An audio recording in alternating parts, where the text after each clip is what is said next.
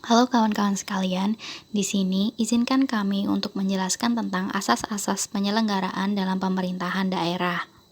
Sebelumnya, izinkan kami untuk memperkenalkan diri. Di sini, saya Anggi Rosita Devi, NPM 155, bersama rekan saya Arini Agnia Elmi, NPM 058. Asas-asas penyelenggaraan dalam pemerintahan daerah ada 3. Yang pertama, asas desentralisasi, kedua asas dekonsentrasi, dan yang ketiga, tugas pembantuan. Yang pertama, asas desentralisasi. Secara etimologis, istilah desentralisasi berasal dari bahasa Latin yang berarti de bermakna lepas dan sentrum bermakna pusat. Dengan demikian, berarti melepas dari pusat. Desentralisasi adalah suatu sistem politik dalam bentuk negara kesatuan yang memberikan sebagian urusan pemerintahan kepada pemerintah daerah sebagai urusan rumah tangga daerah. Desentralisasi juga dapat diartikan sebagai pelimpahan wewenang dari pemerintah pusat kepada satuan-satuan organisasi pemerintahan untuk menyelenggarakan segenap kepentingan setempat dari sekelompok penduduk yang mendiami suatu wilayah. Satuan organisasi pemerintahan beserta lingkungan wilayah disebut daerah otonom. Wewenang untuk menyelenggarakan segenap kepentingan setempat yang diterima dari pemerintah pusat disebut otonomi. Dari sudut ketatanegaraan, yang dimaksud dengan desentralisasi ialah pelimpahan kekuasaan pemerintahan pusat kepada daerah-daerah yang mengurus rumah tangganya sendiri. Dari aspek politik, didefinisikan sebagai pembagian kekuasaan pemerintahan dari pusat dengan kelompok lain yang masing-masing mempunyai wewenang ke dalam suatu daerah tertentu di suatu negara. Banyak sekali tujuan dari desentralisasi. Yang pertama adalah tidak terjadi penumpukan kekuasaan atau concentration of power. Yang kedua, diharapkan terjadi distribusi kekuasaan maupun transfer kekuasaan. Yang ketiga, terciptanya pelayanan masyarakat yang efektif, efisien, dan ekonomis. Yang keempat, terwujudnya pemerintahan yang demokratis. Yang kelima, tujuan politik memposisikan pemerintah daerah sebagai medium pendidikan politik bagi masyarakat di tingkat lokal yang akan berkontribusi pada pendidikan politik secara nasional untuk terwujudnya civil society. Dan yang terakhir, tujuan administratif pemerintah daerah sebagai unit pemerintahan di tingkat lokal yang berfungsi untuk menyediakan pelayanan masyarakat secara efektif. Selanjutnya, masuk kepada beberapa alasan yang mendukung untuk terwujudnya desentralisasi. Yang pertama, dari sudut geografi, negara Republik Indonesia yang terdiri dari banyak pulau baik besar maupun kecil, yang memiliki berbagai adat budaya dan terdiri dari berbagai suku bangsa, memerlukan satu bentuk pemerintahan yang memperhatikan kondisi daerah yang bervariasi. Oleh karenanya, penerapan asas desentralisasi merupakan sistem yang dipandang tepat karena dengan desentralisasi akan terekomendasikan kepentingan dan aspirasi masyarakat dalam penyelenggaraan pemerintahan di daerahnya. Yang kedua yaitu dari sudut demografi, jumlah penduduk Indonesia yang telah mencapai kurang lebih 200 juta yang tersebar di provinsi-provinsi, kabupaten, kota, dan desa berkenaan dengan aspirasinya. Dengan sistem desentralisasi akan memungkinkan penduduk masing-masing daerah bersangkutan terlibat secara aktif dalam penyelenggaraan pemerintahan di daerahnya. Dan yang ketiga, dari sudut kebudayaan, sebagaimana telah disinggung di atas, Indonesia terdapat variasi kebudayaan seperti budaya Minangkabau, Aceh, Batak, Bugis, Bali, Jawa, Sunda, dan masing-masing memiliki ciri khas tersendiri. Dalam praktik penyelenggaraan pemerintahan di daerah, sifat dari budaya-budaya tersebut ada yang mendukung maupun menghambat. Dengan penggunaan asas desentralisasi, budaya-budaya mendapat tempat yang diperhatikan dalam arti pembuatan kebijakan-kebijakan dalam praktik penyelenggaraan pemerintahan juga memperhitungkan budaya yang bervariasi. Penggolongan desentralisasi dibagi menjadi 4. Yang pertama, desentralisasi jabatan.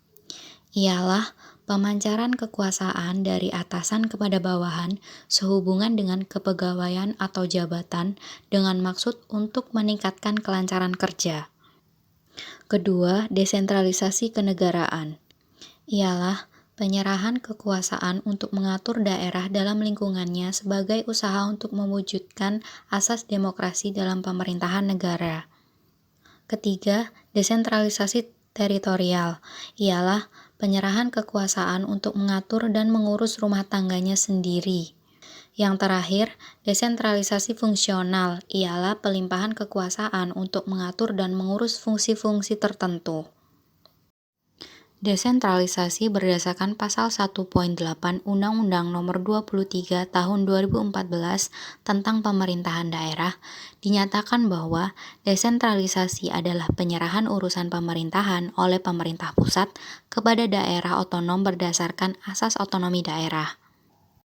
Dalam Undang-Undang Nomor 23 Tahun 2014 tidak disebut dengan istilah asas desentralisasi, akan tetapi menggunakan istilah asas otonomi. Asas otonomi berdasarkan pasal 1.7 Undang-Undang Nomor 23 Tahun 2014 dinyatakan bahwa asas otonomi adalah prinsip dasar penyelenggaraan pemerintahan daerah berdasarkan otonomi daerah.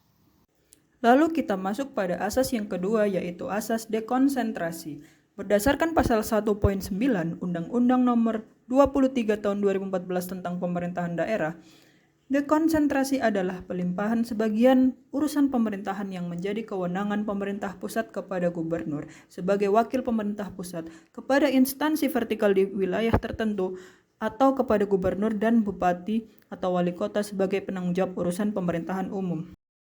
Tujuan politis dari kebijakan dekonsentrasi ada 3. Yang pertama, dengan kebijakan dekonsentrasi, pemerintah akan berusaha menugaskan aparatnya yang ada di daerah untuk mengetahui, menyerap, dan menginformasikan apa-apa yang menjadi aspirasi daerah untuk disampaikan oleh pemerintah. Yang kedua, dengan adanya jabatan pemerintah yang ditugaskan di daerah akan bermanfaat untuk menciptakan dukungan daerah terhadap kebijakan pemerintah. Yang ketiga, apabila terjadi penolakan terhadap kebijakan pemerintah dan timbul tekanan-tekanan daerah terhadap pusat tentang suatu isu tertentu, maka pusat dapat menugaskan aparat dekonsentrasi untuk berfungsi menghadapi tekanan-tekanan tersebut di daerah sehingga pusat terhindar dari tekanan langsung oleh daerah. Tujuan administrasi dari kebijakan dekonsentrasi antara lain, pejabat dekonsentrasi diharapkan mampu mengetahui apa yang menjadi kebutuhan orang daerah. Kemudian, pusat dapat memerintahkan pejabat-pejabatnya di daerah untuk membantu pelaksanaan program pusat yang ada di daerah. Selanjutnya, kebijakan dekonsentrasi akan lebih menjamin terjadi speed of action atas suatu kebijakan atau program pusat. Kemudian dengan menetapkan pejabatnya di daerah, pusat akan dapat menugaskan mereka untuk mengetahui potensi daerah guna dikembangkan bagi kepentingan nasional dan daerah tersebut. Dekonsentrasi memiliki beberapa ciri-ciri. Ciri yang pertama, bentuk pemencaran adalah pelimpahan. Ciri yang kedua, pemencaran terjadi kepada pejabat sendiri. Ciri yang ketiga, yang dipencarkan bukan urusan pemerintahan tetapi wewenang untuk melaksanakan sesuatu. Ciri yang keempat, yang dilimpahkan tidak menjadi urusan rumah tangga daerah. Kini kita masuk dalam asas terakhir dalam penyelenggaraan pemerintahan daerah, yaitu asas tugas pembantuan.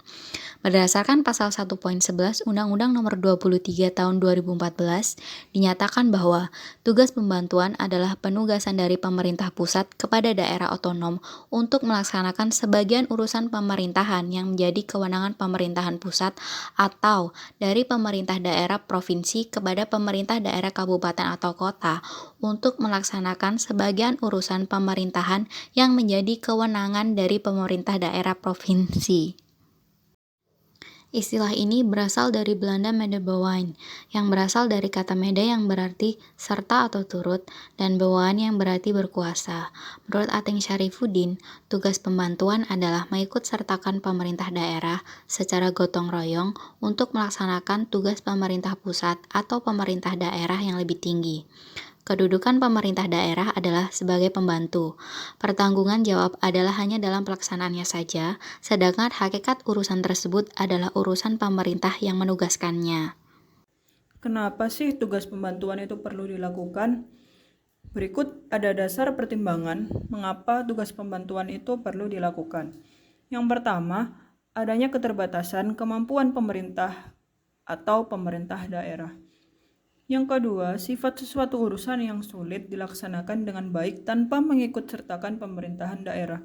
Yang ketiga, perkembangan dan kebutuhan masyarakat sehingga sesuatu urusan akan lebih berdaya guna dan berhasil guna apabila ditugaskan kepada pemerintahan daerah. Yang terakhir, yaitu macam-macam tugas pembantuan. 1. Tugas pembantuan mekanik. 2. Tugas pembantuan fakultatif.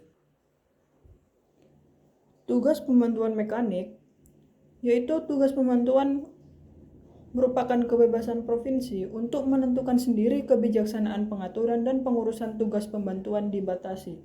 Yang pertama, tugas pembantuan memuat perintah dari alat kelengkapan pemerintah lebih atas kepada alat kelengkapan pemerintah provinsi untuk melakukan tindakan konkret. Yang kedua, ada menyampaikan informasi kepada masyarakat. Yang ketiga, ada menyampaikan informasi kepada alat kelengkapan pemerintah lainnya. Dan yang keempat, memuat kewajiban untuk mengumpulkan dan menyusun informasi.